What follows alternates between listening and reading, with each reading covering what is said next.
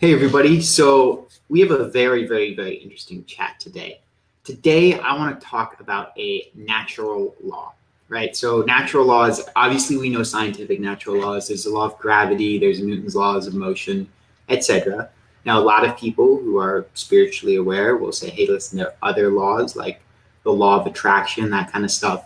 We're going to talk about one of those, and it's called Emerson's law of compensation. And now most people who are aware of this misunderstand it. So there are a couple of distinctions, but we're going to dive into it. So Emerson's law of compensation is what it says is that the value that you are capable of receiving is proportional to the value that you provide. Right? So what that means is that if you're not providing value, you're going to struggle. And if you do provide value, a lot of value, then even if it's not immediately apparent, you're going to, it's going to come back to you if you're open to it. So there are a couple distinctions here that are important. So the first one, the value that you are capable of receiving, right? So it's possible for you to be providing a lot of value, but if you have psychological or spiritual blocks that prevent you from receiving it, well, then you're not going to see that, right? So if you're carrying around thoughts like, oh, I'm unworthy, right? Or money is evil, or the related, oh, rich people are evil is another one that's similar to that. Or you feel like, you don't deserve it, or anything along those lines, right? Then that will prevent you from receiving, right? So that's something where, even if you're out there giving value, if you have those psychological or spiritual blocks, or maybe your mental money thermostat is set to just getting by or something like that, then that will block what you're capable of receiving. So now the second razor fine distinction about Emerson's law of compensation is, how do you define value? So value is something that somebody else would sacrifice for, something that somebody else would dedicate time or money or energy to in order to get. So a lot of people, they think that their concept of value is all that there is. They think that they're right about what's valuable and everybody else is wrong. But if you're in that state, then you're not going to be able to use Emerson's law of compensation, right? It requires some humility to understand that, hey, listen, different human beings perceive value differently. And each of us has to learn to work with other human beings and their conception of value if we want to be able to receive, right? So those are two very important distinctions. Right. And by the way, that second one, this is why money is so great. Money is super efficient, because the transfer of money is a clear indicator of perceived value. It's a very efficient way of transferring value. It's a very efficient way of seeing what people really value. Right. So a lot of people, they have a lot of issues with money, but money is all it is a means of transferring energy and transferring value. And it's a very clear indicator of that. Right? If somebody's willing to pay for something, they value it. A lot of people will say that they value things, but when it really comes time to put in time or money, then they don't. And then you see that they don't really value it. Right? So those are the two clear distinctions on Emerson's law of compensation. Now, I want to talk about how this plays out in my life and my business a little bit, so that I can give you guys an illustration of how this works.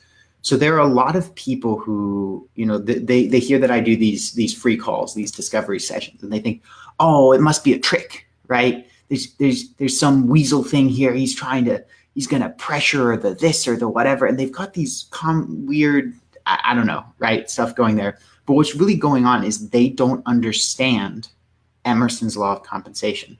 So let's just say, right, like I'm doing a discovery session, right? Somebody gets on the phone with me, and I'm there to help get them clear on, where they are, what the problems are, where they want to go, and what's in the way. Those are the three things that I really focus on. Okay. So let's say that, we get on the call and they get some free guidance from me, and they jump off the call. And they say, okay, great. Thanks for that. Bye. Right. Or whatever. For whatever reason, that's the end of our interaction.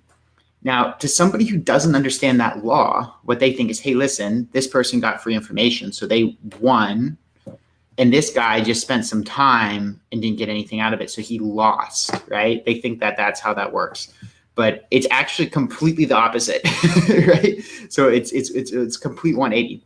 So the person who jumps on and is in information gathering mode If they stay in information gathering mode and they don't provide value to somebody, and that could be, paying for coaching, that could be doing some service for other human beings, that could be making a commitment and going out and doing something for other people. If they don't get out of information gathering mode and into action mode to where they're serving their fellow man or providing value in some way, they are going to stay stuck in that struggle.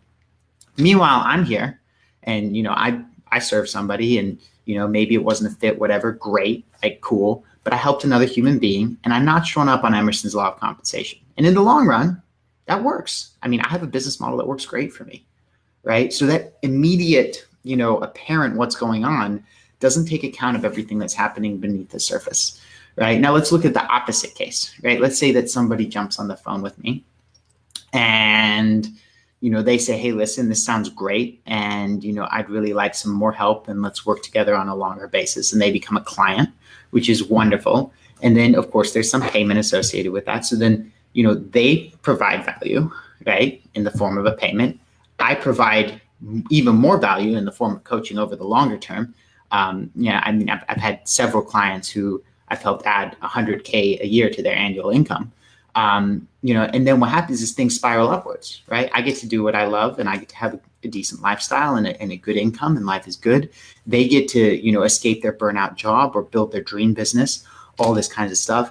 And that brings us to the most beautiful part of Emerson's law of compensation, right? And that is that it's not a zero-sum game. When two people provide each other value, it doesn't just stop there. Each person walks away with more than they gave. When you have that exchange of value, then each person spirals upwards and you can keep that relationship going and you can keep providing value and you can keep spiraling upwards and you can do it with everybody in your life. So if you're living by Emerson's law of compensation and you're providing value, sure, you're going to have some people who aren't, willing partners in that dance, and that's fine. But as long as you keep finding people who are, your life is going to become magical, right? So you keep providing value.